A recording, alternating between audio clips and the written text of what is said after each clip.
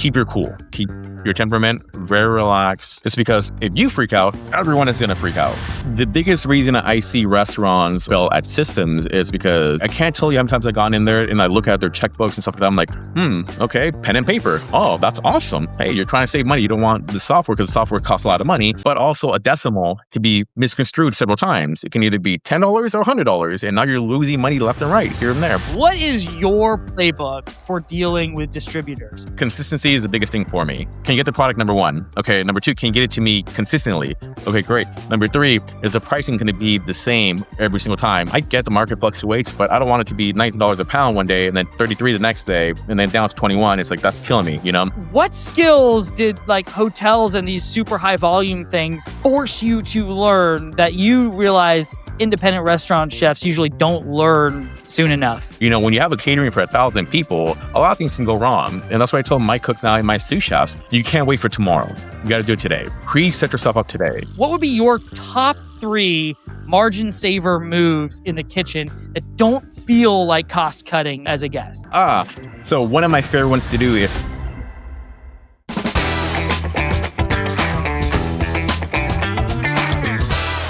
Ben, welcome to the show. I'm really excited to chat with you just because, you know, I'm a Southern California native, and so much of what you do is something that really excites me for when it comes to a culinary aspect.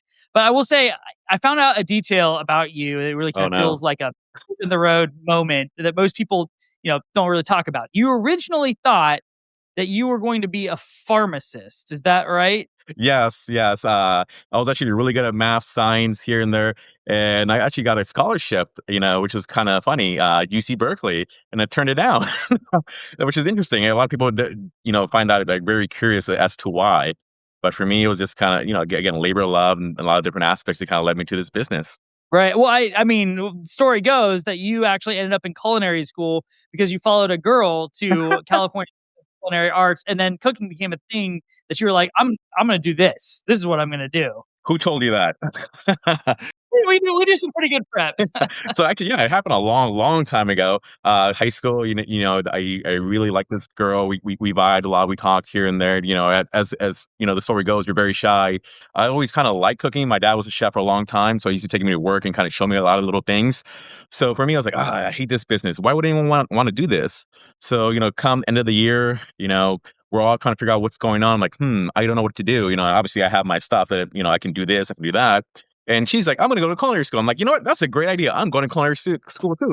Wow, that's crazy, right? Yeah, but now look at you. Like, I mean, you have then made quite the career out of all of that, right? Like you've gotten to work at multiple different concepts. You're a consultant in the business. I mean, you really have made your career around this on something, a seemingly innocuous pivot. I'm not sure you even, knew that this would be where you ended up. And so your message is basically, it's never too late to learn, pivot, start over. And because you're that living proof of that. So here's my question. If someone listening, is 32, 42, 52, and they feel they're just kind of late to, what they want to do, and maybe they're thinking of doing something completely different, what's the real path of restarting in this industry, the restaurant industry, if you will, without getting chewed up? Like, what do they need to learn first? What should they avoid? What's the fastest ways to build skills, credibility, and income while they work towards the restaurant that they actually want? Oh man, a lot of it has to do with passion. You have to be passionate about what you want to do. Also be open-minded to every new experience. I can't tell you how many times I've seen 20-year-olds become best friends with 50-year-olds, in the restaurant, and vice versa, because you're all there for one common goal. You guys love cooking. You love people in the environment here and there. And I always say, working in a restaurant, it's, like a pirate ship. You got a bunch of pirates all over the place, a bunch of nomads. Some people love this business. Other people don't know what to do. Some people just fall into it because this is what they're good at. Others is like, hey, this is what pays the bills. But at the end of the day, we're all there for a common theme, a common goal. And that's to create great food and build those relationships. And like I said, it's kind of funny, even when I was younger, I can't tell you how many times I got to like house parties and you see, like John, who's like 55, talking to like Steve, who's 18, and they're having a great time. So it's never too late, to follow your passion, follow your career. Sometimes it takes a little bit longer to get where you want to go and know what you want to do. But at the end of the day, it all falls on you and how you want to go through it. And this business has always had an open door and open arms to anyone and everyone, which is amazing. This is why I love this business. Yeah, I agree. I think it's one of the most like, welcoming environments, especially in terms of anyone can do that, right? I mean, I even think back to, in Ratatouille where the chef says anyone can cook. But like truly Yeah. it is one of those ones that like is open to all and everyone can come in as long as you have that passion, for creating good food, creating a hospitable environment. But what is, for people who are then going to make that pivot though, what are the things that they need to learn first though? How do they make that pivot? Because it's great that you want to make a pivot, but what are the skills you should develop first? What are the things you should avoid? How do you build that credibility? What are some steps that you've seen work well for folks who are making that pivot? I mean, I've seen a couple of steps work well. Again, number one, it's open mindedness, and then also being able to learn and adapt. Taking that criticism, in a good manner, not in a negative way. Learning knife cuts, product identification. Always double checking here and there and asking questions. Uh, it's a whole common thing people say. There are no stupid questions, and it's true. It's like I don't care if you know what an onion is. Ask me what an onion is. I'd rather you ask and know and learn as opposed to you creating something and then it's like, oh, throw that away. Now you ruin a whole dish here and there. Taste your food. Be on time. It's a big one. Taking notes, copious notes. I've always give cooks or people coming in the kitchen here, here's a notebook, start writing everything down. Write everything down, and just be open to learn. Some stuff to avoid would be, obviously, as everything else, avoid the drama. Avoid people who are negative here and there. So there's always people who are happy and people who are always angry. So Mm. always just follow yourself, stay in your lane, and make sure everything goes well. Don't focus on what other people are doing. Focus on what you're doing. If someone is doing something and they're better than you, okay, try to learn that. But if somebody's there who doesn't understand or know anything, like it's not a place to like make fun of them or pick on them. It's like try to teach them, try to learn. We're all there for a common goal. This is the reason we're there. There's a lot of stuff as well as do some side learning. Buy some culinary books, read here and there, get up to speed. Always try to find someone who knows more than you and learn from them. I still do that, even at my level. I still reach out to some of the chefs on the East Coast that I know, some people internationally, and I ask all these questions. Hey, how about this? How about that? Hey, you know more about this than I do. How can you help me out with this? It's a learning aspect, and like I said, a lot of it just comes down to the individual. I agree. And I think we'll dive into a lot of that here because, for your knowledge, the people who are listening can be anything from we have independent restaurant operators who, might be chefs or might, have just started their own business there. But also we have people who are in these large enterprise brands, that have thousands of locations. And so it's kind of all in between, but there really is common aspects that come in this industry for things like that. No matter if you work at a taco truck or Taco Bell, right? Like I mean, Yep. it's for everyone there.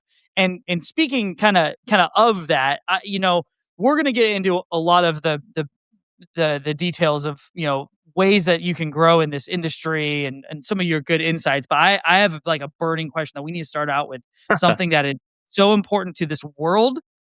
And that is something I'm passionate about as a Southern California native, and that is tacos.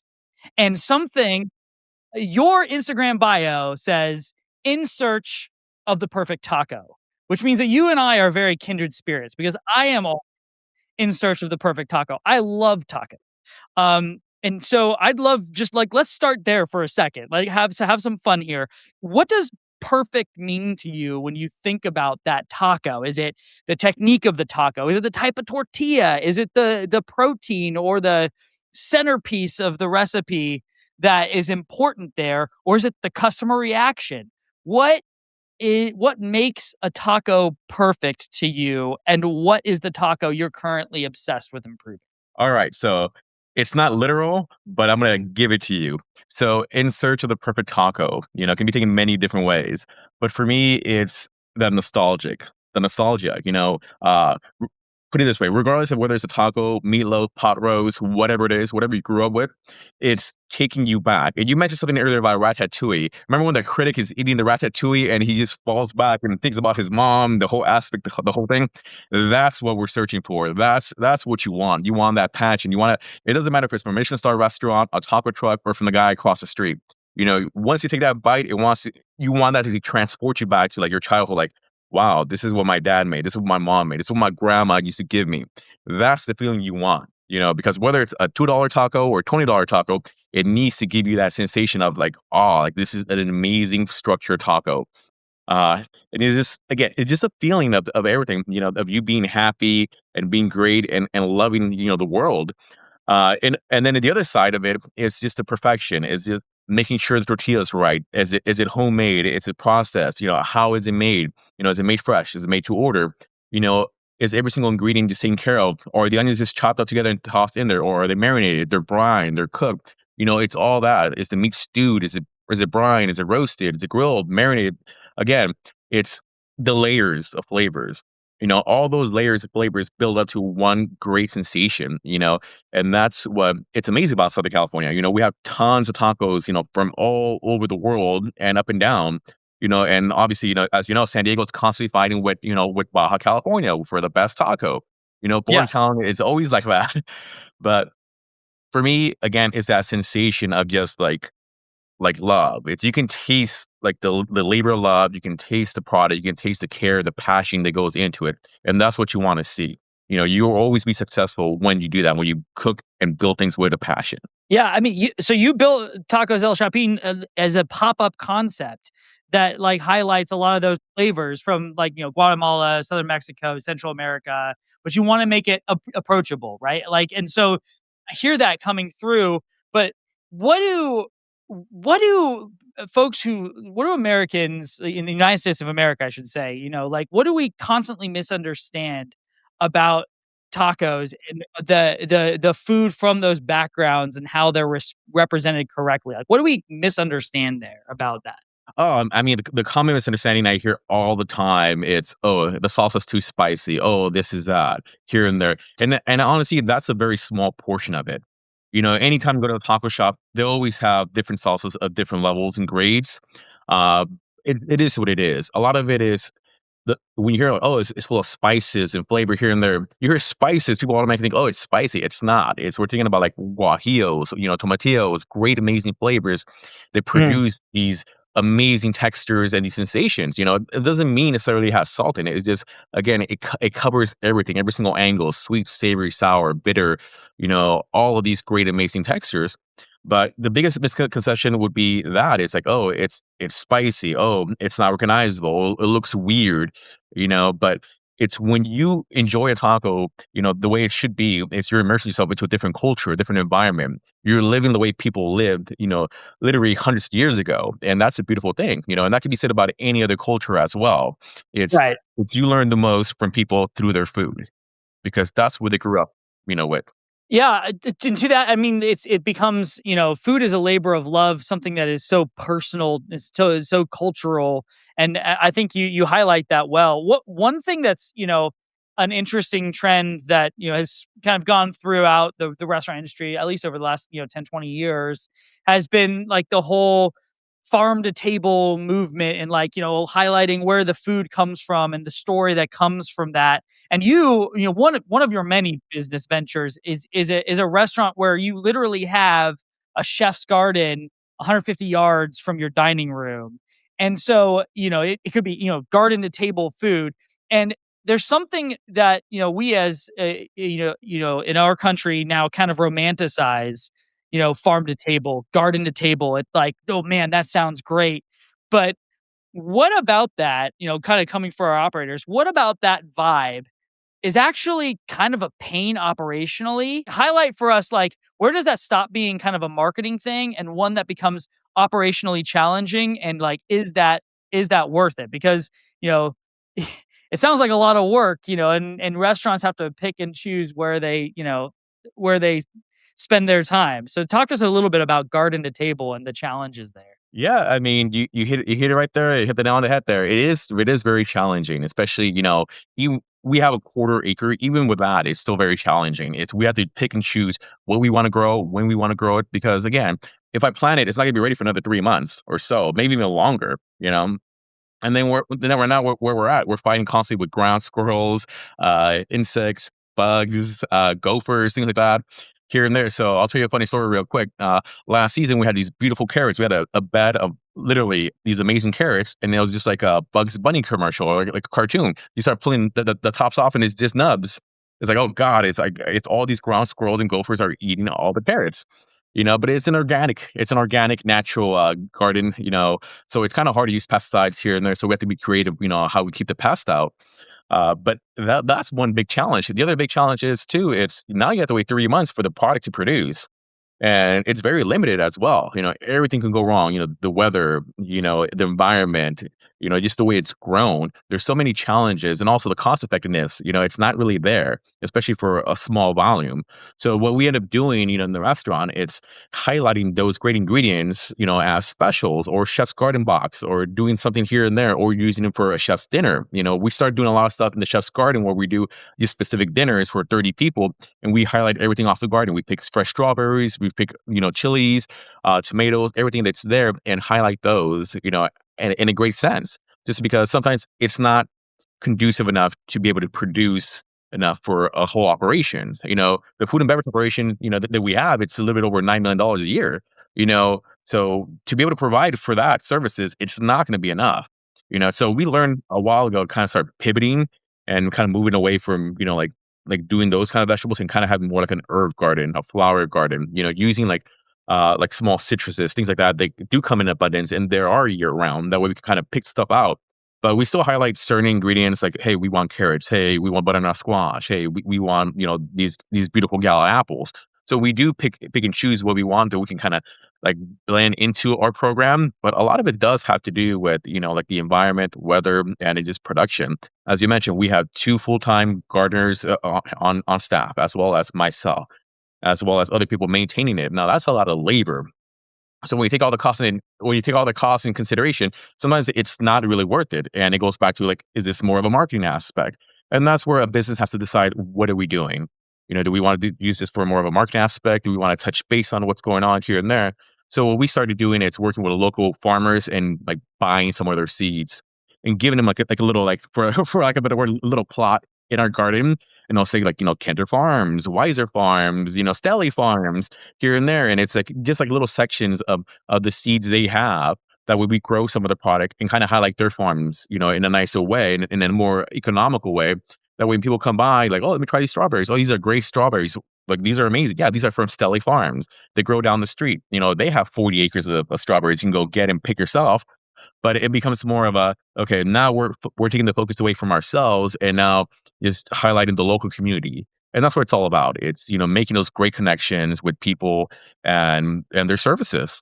But, and to your point though, and I think this is important for, the people here who are running businesses, and you are running a business, right? There are dollars and cents at play here that you need to manage responsibly to make sure that your business continues, not just highlighting other people's business as well, right? So I like how you talked about you have to pick and choose what's going to be. We're going to intentionally, focus on this piece, and some of the other things kind of become more of a marketing type of thing. And not to say that it's not disingenuous. I think it's more just being realistic about what amount of our business can be driven. Exactly.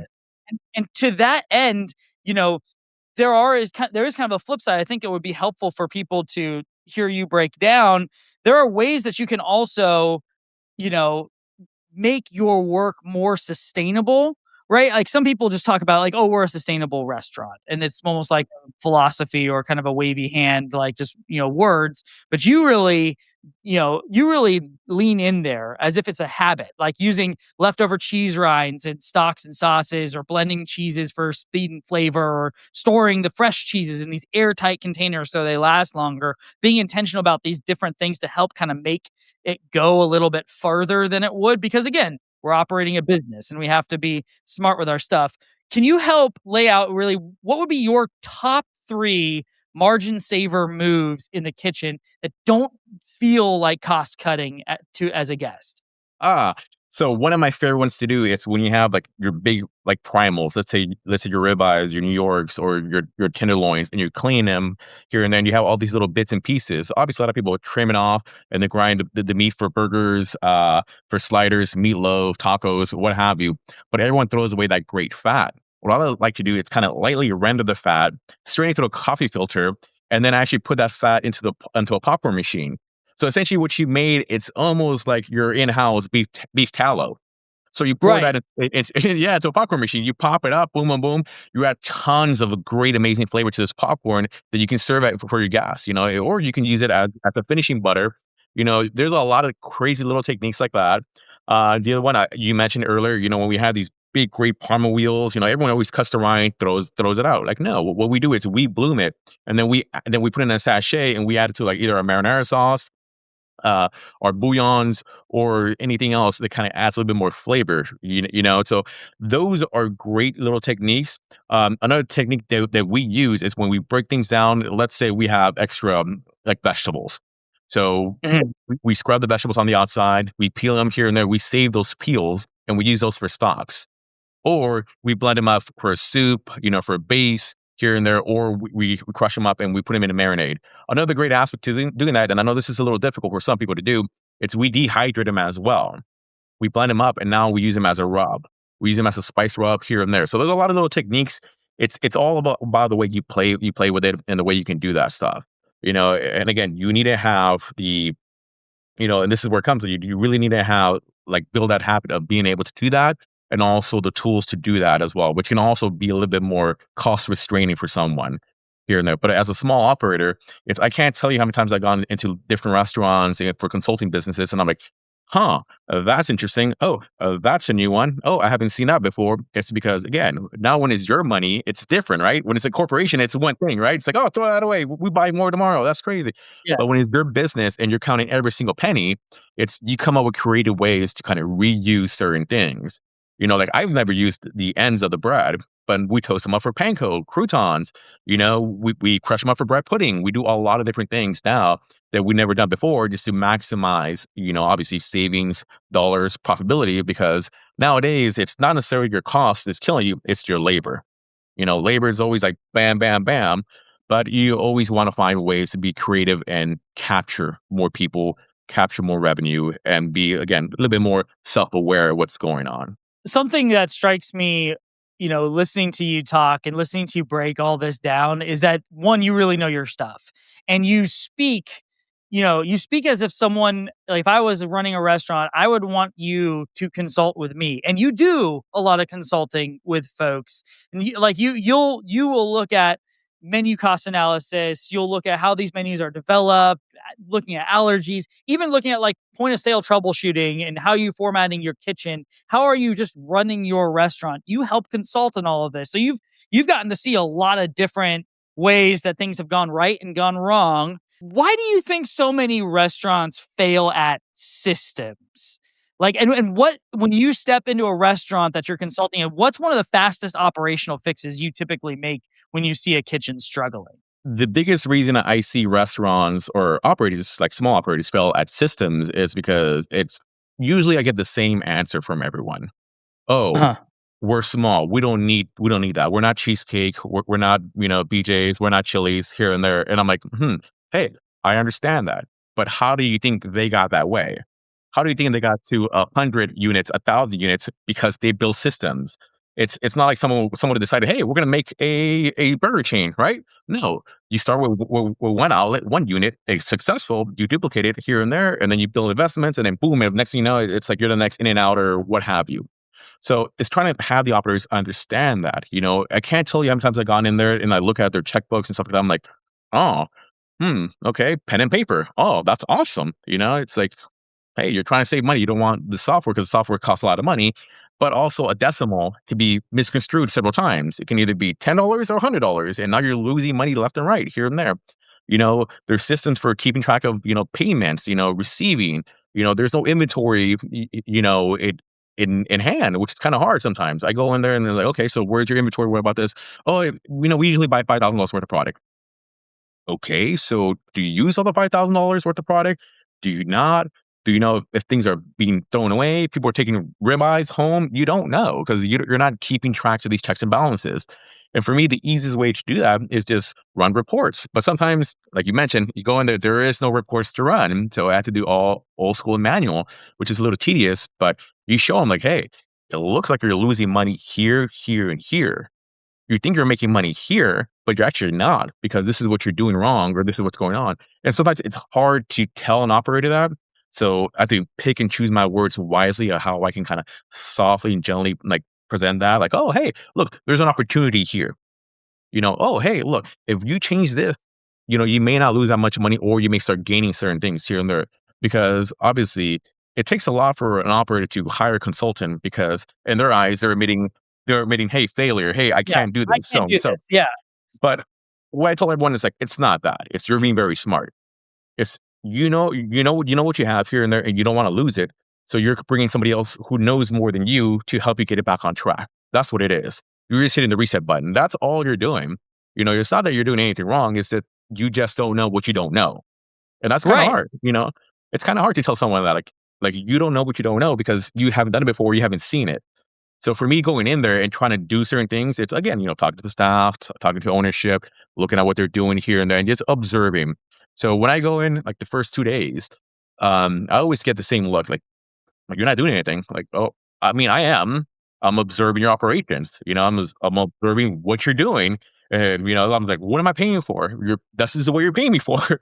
And then day three comes, and they're like, oh my god, like what are you doing? I'm like, bam, bam, bam, like here, here, here, here, here, because I got a chance to see your operation run at its best and at its worst. And now I can see where these failures are or where these misconnections are. So a lot of that has to do with that, and sometimes what I do see it's everyone doesn't have a cohesive POS system, point of sale. A lot of them use, like Square or this and that. I'm like, okay, that's great for processing things, but you know, you don't you don't get enough information off of these. And we in this business live and die by information. How do you think, like In-N-Out got the way it did? Like Whataburger, how big they got? All these great companies, these things like Buffalo Wild Wings. They sell wings for Christ's sakes.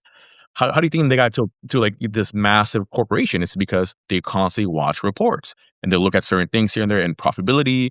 So understanding that as an operator, sometimes it's very difficult because all you want to do is, like, just like me, I just want to create great food. I don't want to look at spreadsheets. I don't want to do all this stuff, but that's part of the business. That's the unglorified part of the business. It's managing that, but you have to because that keeps the door open. Your food brings people in, but managing the financials keeps the door open and keeps the business going.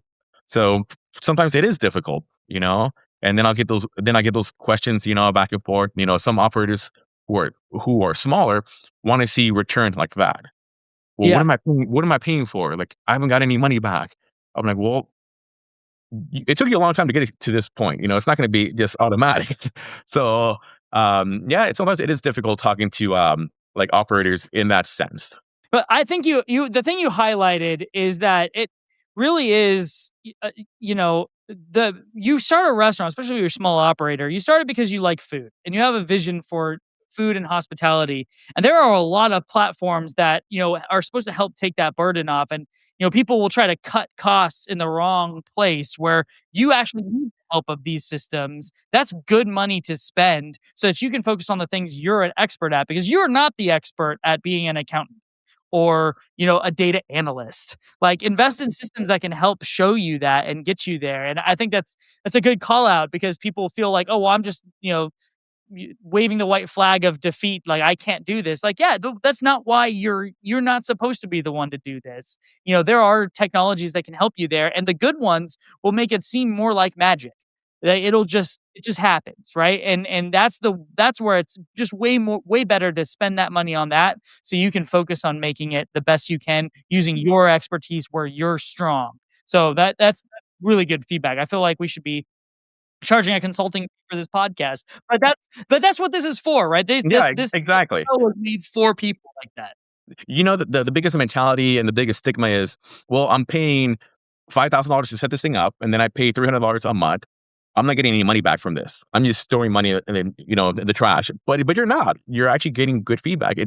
Like you said, it shows you where you're making money, where you have opportunities to kind of move things around, and what's actually going through your doors. Because sometimes you don't know, and it's easier to have these things and make things look easier and cleaner. And also with payroll, it helps out with payroll tremendously. Like, hey, who's getting paid? What's going on here and there? Are we doing the right things that we need to do by people? So it's just getting out of that mentality. I think you don't know what you had until you don't have it. Like, you don't know how important those systems are until you don't have that system, and then you're trying to run payroll and you go, "Uh-oh, I'm in trouble." Like, and so, I understand where people come from because we live in such a, instant gratification society, but also it's important to be smart and be objective with that. To that end, I wanna kind of shift a little bit because you have interesting perspectives that I think a lot of people don't have, in that you have been a chef in hotels and these insanely high volume environments. But you've also done like pop-ups and catering, and there's this whole spectrum of trying to serve very different types of, environments, but still with food, right? Still with cooking and making sure that they get fed. What skills did like hotels and these super high volume things force you to learn that you realize independent restaurant chefs usually don't learn soon enough? How to prioritize would be the big one. How to streamline, it's another one, and then how to produce at a high level, real fast, real quick, and how to think on your feet. When you have a catering for 1,000 people, a lot of things can go wrong, and a lot of people forget. It's like sometimes your ovens don't work, sometimes your grill doesn't work. What do you do then? How do you grill fish? How do you grill this? So and so. You really have to be like the MacGyver of everything and figure things how to do things differently. I've been to places where it's like, hey, do you have this? Hey, I need power. I need 220. I need 110 here and there. I need 60 amps. You got it. Perfect. I go in there. Nothing's there. I get an extension cord, which is this thin, which doesn't carry any power. I'm like, okay, great. How am I supposed to cook? So learning that aspect really goes a long way because there's always something going to go wrong. And that's what I tell my cooks now and my sous chefs. Hey, you got to prep and cook as if something's going to go wrong in the next 20, 30 minutes. You can't wait for tomorrow. You got to do it today. Pre-set yourself Mhm. up today. If you can do something like pre-marinate, make a rub, get something going here, mise en place something out, don't finish it, but just get it ready because you don't know what's going to happen tomorrow. Hey, the count might increase by 100 people. Hey, the delivery truck might be breaking down. You're not going to get your product. Hey, Michael might have called off because he got hit by a car. Who knows? There's a lot of things that can go wrong, and they usually do. So learning that and taking that, especially off-site, it's more difficult because now you're up to the environment, the people, the location, everything can go wrong. So I always carry a small barbecue with me and charcoal just in case. I learned that a long time ago because power is inconsistent. Supply is inconsistent. You can be more remote. Stuff can go horrible. Even like the wind can just kill you. It's like, oh man, Yeah. the elevation can kill you. You can't get a good sear, you can't do anything. So it's learning little techniques and things like that I learned along the way. So again, I carry charcoal with me. I carry a little grill with me. I also carry a little battery generator that works for 2 hours, just in case. I come self-sustained as much as possible, ready to rock and roll. But there's always things that kind of throw you off, and you learn as you go. Like, okay, okay, okay. But it's always how to pivot. And the biggest thing that that I learned from like these bigger, like high end places, resorts, it's keep your cool. You gotta Mm. keep your temperament very relaxed. Like, sometimes I'm like, huh, fuck, interesting, cool. All right, let's do this. But that comes with experience and time. Just because if you freak out, everyone is gonna freak out. You know, you have to have the answers. You have a cook come up to you, hey chef, this is so and so. Like, okay, calm down. Okay, let's do this. Grab this, boom, boom, bam, handle. And then I turn around, I'm like, fuck, you know. But it's part of the growing process. Dude, I relate so much to that. That brings back, I was probably, gosh, I was probably 20 at the time, and I was a food runner at a restaurant in Long Beach, and it was just this night we were getting killed in the kitchen, and the plates are stacking up, and I'm trying to like slate, the orders, and I just remember like totally losing it and just being like yelling at my other like food runners of like, guys, we need to run this. I'm like yelling out of the kitchen, like, Justin, get in here. And like the manager came back. He's like, hey, come here. And I said, hey, I was like, what? I was like, man, people need to be moving quicker here. We're getting killed. He's like, you can't yell. You can't lose your cool. Like, no matter what happens, that can't happen because it's a ripple effect that everyone sees. The customers can hear it. Like, you have to remain cool and calm. Like, yeah, it's hard. Yeah, we got a lot of stuff. But you know what will never help? You losing your cool. And I think about that all the time because there are plenty of times, even in my career, like I work in restaurant technology, but there are times where I'm like, I feel like I'm gonna lose my cool because there's so many other things. And I remember that moment of being like pulled aside and said, "Hey, yeah, things are pretty hard. You're right. But you need to chill because that's the only way we're gonna get through this." And Mhm. that's something that's really stuck with me. And those are the things that restaurants can teach you. So that's some really good stuff. And that's how you build relationships, to be honest with you. Another thing I'd love your advice on is around distributors. So, you've worked with a lot of different distributors, and especially if you're an independent restaurant owner, or if you are just stepping into this, it feels like very uncharted territory. Like I am, I don't know how to work this. When do I, really care about my distributor versus when do I, do something else? Some people are like, well, I want to work with this one because of the brand recognition, or I've used it before.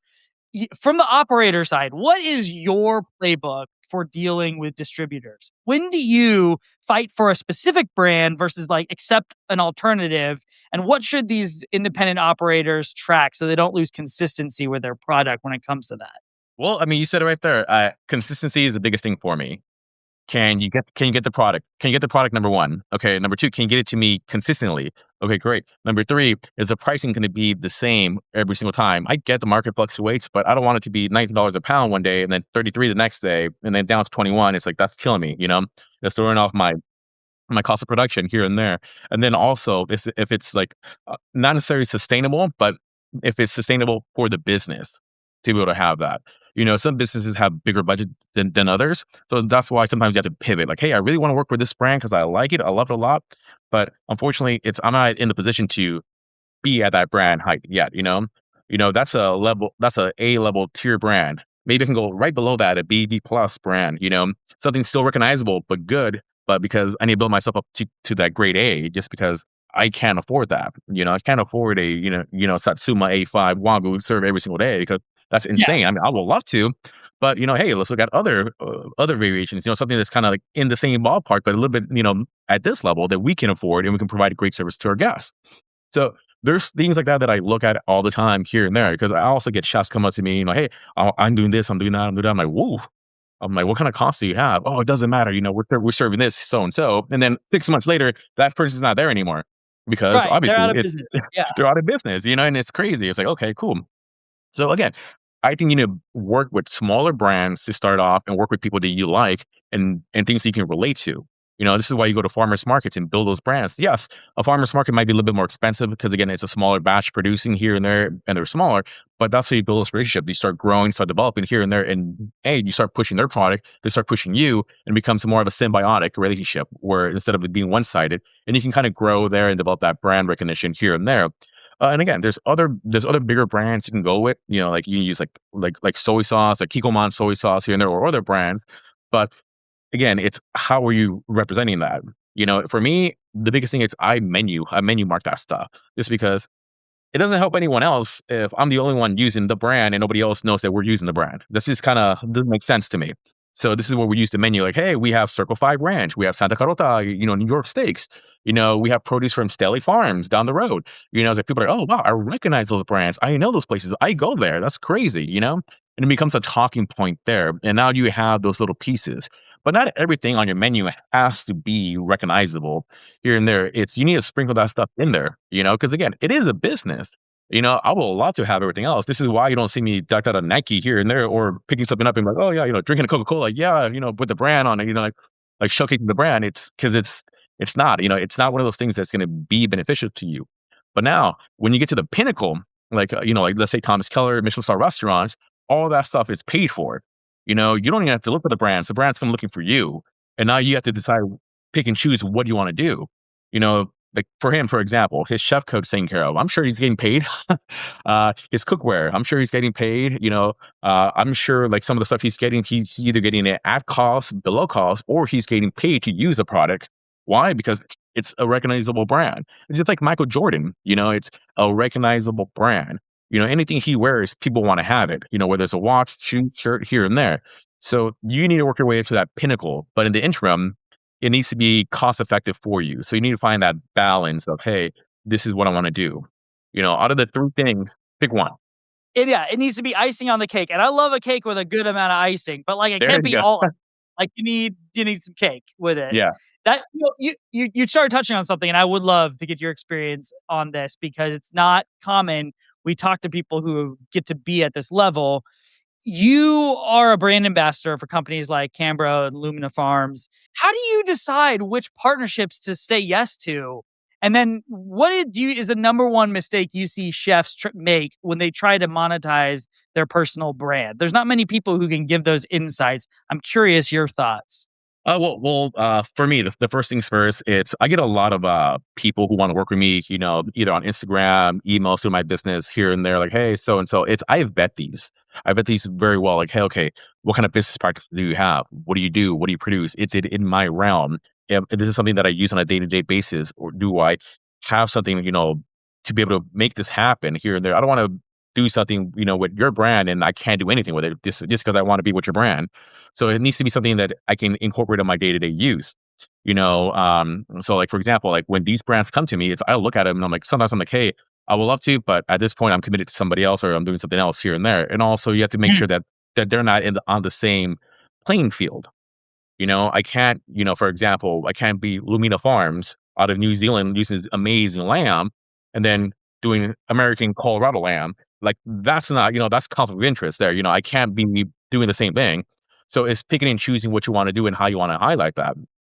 Some of these are monetary. Some of these are more support and like product and development and promotions here and there. So it's just what you're looking for and what level you're at and how you want to move that stuff. Because some of these sponsorships can funnel people into your business.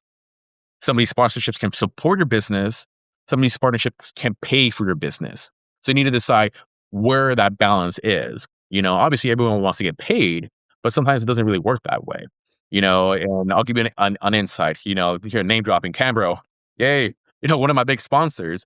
Um, Again, anything I ask for them, I get. I mean, like $4,000 worth of product the other day just for opening a new restaurant. But it's all brand recognition because I work with them. I do stuff. I highlight their product. I do a lot of things for them, recipes development here and there, showcase what we can do with Canberra, what we can't do, and I also do stuff that's not even related to food, but with the containers and just kind of showcase all that stuff. So again, it's just a symbiotic relationship. Like they're getting a lot of content, a lot of product, and a lot of like push from me to get people there and same thing and then they support me by getting all the stuff to be able to make it happen. Now, one of the mistakes I see a lot of people do is just, yeah, I want that. Yeah, I want that. Yes, I want that. So I'll give you an example. I'm not going to tell you which company it is, but you can probably find it.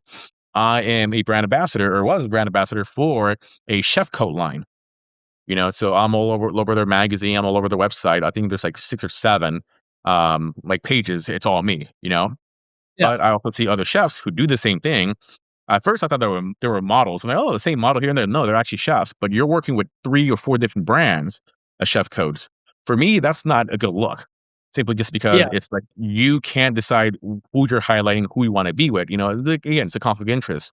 So now you're trying to like cover the bases here and there, and it just kind of doesn't make you look good in any site just because you're not consistent. You're not going to be that person who people are going to, go to like, hey, I want this person. Why? Because you're only going to get what you want. And then next week you go somebody else and then somebody else here and there. And you don't build that brand recognition, that relationship. Just how we talked before about building the brand. It's you're all about a brand. You need to be able to work with certain things. One of my sponsors, Mezermeister, nice sponsors. You can see behind me, it's all their product right there. Right. You use them there. It's the same thing. It's one of those things where it's like, hey, I use them on a day-to-day basis. I do this, I do that. Doesn't mean that I don't have other knives and I don't buy from other companies. I do, but again, to keep that relationship, I post 99% of the times is with their product. Again, just being that person, being that it's all about the integrity and being able to provide, services and have, something lay out. If you come up to me like, hey, I want to work with you, the first thing I'm gonna ask you, why? What is the benefit? Yeah, that's great. It's like, what is the benefit to you and me? Why do you want to work? Oh, well, it's so and so, blah, blah, blah. Okay, okay, cool, cool, cool. I'll take that into consideration here and there. That's awesome. I also have a little spiel, when I reach out to certain companies, hey, I would love to work for you. This is the reason why. This is what I can do. So and so. This is what I've done with other brands here and there. I don't have a brand that's like yours, I would love to be part of your brand here and there. How can we work with each other? And I don't mention anything about money yet. I don't mention anything about any income. It's more like I want to partner with you. Let's build a relationship. Let's get together here and there, so and so. Let's build this brand for a year, and after that, we can talk about other like products, other bonuses, other things, payouts here and there. But it's all about being humble and being very direct, and also being very honest about what you want. Yeah, I think the thing that comes from that when I hear you talk about that is also being authentic, right, to Yep. yourself. Like, and the people are going to sniff that out if it's not authentic real quick. It's not going to work. So that's good advice. I want to end on this question. It's a little bit of a pivot, but being authentic. Speaking of being authentic to yourself, you know, y- being a chef imbues all of what it seems like you do. But if you couldn't cook anymore, w- what would you do? And what does that reveal to you about, as a leader, as a creator? What if you couldn't cook, if that wasn't part of that anymore? What would you do? You know what? I get asked that a lot, and it's a very hard question to answer. I think about this all the time. Actually, I thought about that a lot during the pandemic. I was like, "Am I gonna get back into this here and there?" Mm. During the pandemic, I did quite a few things. Sell haircuts were a big one. I also did a lot of stuff in the stock market here and there, which was amazing. Was able to buy my house and get a couple of different things going. Uh, but for me, honestly, it would probably have to be photography. I love photography. I'm an amateur photographer, landscape, product, micro photography here and there. I have a couple lenses, cameras, this and that I do. So exactly, if you look at my Instagram page, 80% of those pictures are mine, like mine directly. Just I because love that. I want to learn how to do that stuff. I like that aspect of here, being able to do this. Taking like landscape shots, pictures of of micro like little things here and there, taking like different dimensions, and then changing the folios and all that stuff. So that's something that I kind of been getting into more and more and more. So for me, it will probably be something along those lines. Like, how can I, not necessarily monetize this, but how can I enjoy like life, just watching and capturing life, you know? Yeah, I do. I love that. One of the things we like to do when we end is, reading resources, podcasts, things like that are really helpful. You mentioned that that's something that you certainly have taken in. Can you give us 3 books or podcasts or something that shaped your career that you found to be really resourceful? Oh man, that's a hard one. Actually, one of the ones when I first got into it, was the book is called El Bully or El Bully by Ferran Adrià. It's a culinary cookbook, culinary guide to making incredible food, beyond its levels. These books came out like in the late '90s here and there, and that guy was like the father of gastronomy. He was 20 years ahead of the game of what he was able to do here and there. The original like magician chef. It's super amazing.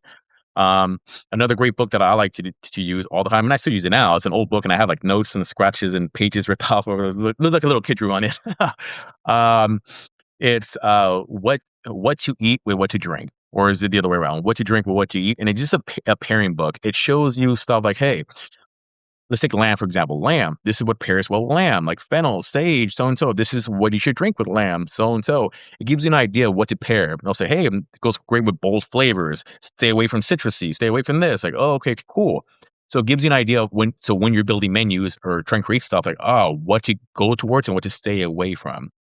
Um, Another great resource that I use a lot would be. You're gonna think it's funny, but I use Google a lot. And it's Yeah. it's not a promo for Google. It's just more like there's so much stuff globally that I can go in there and type, hey, like man, I'm having a blank right now about what to do with roasted tri-tip or here and there. Like, hey, leftover tri-tip recipes, so and so. Go on there. Not saying that I'm getting those recipes, but you can look at them like, huh, I never thought about that. It starts a thought process. Exactly. Yeah. That's what it is. It's things to stimulate your mind, your brain. I'm like, oh wow, they're making this with that. I'm like, I never thought about doing that. It's interesting. Oh, they're blending this with that. This sauce goes with that. I'm like, huh, cool. Not saying that I'm going to do that exactly, but I'm like, you said it yourself. Starts the thought process. I'm like, you know what? thinking outside the box. Let me start writing some of these things down here. There. Let me take this to the drawing board. Let me see what I can create with certain things. That's kind of the aspect. Back when I started, there was no internet. It was texting, it was calling someone like, "Hey, what about this?" And at that time, chefs were, for lack of a better word, assholes. Like they didn't want to share anything. So you had to learn. Yeah, but now the new generation has Google. They have everything to their disposal. You can search, how to make a torchon, how to make this, how to make this sauce here and there. Back in the day, I had to beg someone like, "Hey, can you show me how to do this?" Or be over here kind of like watching, like, "Oh, what is he doing?" Writing things down Yeah. because it was a secluded environment. But now, thankfully, thanks to the internet and honestly, thanks to Food Network, you know, it's become more of a global sensation. It's become more of a forefront thought as opposed to like, oh, very taboo. Like, no, this is only for these people. Now it's everyone's inclusive, which is amazing. Yeah. Well, Chef Ben Diaz, thank you so much for your perspective, your wisdom, your time.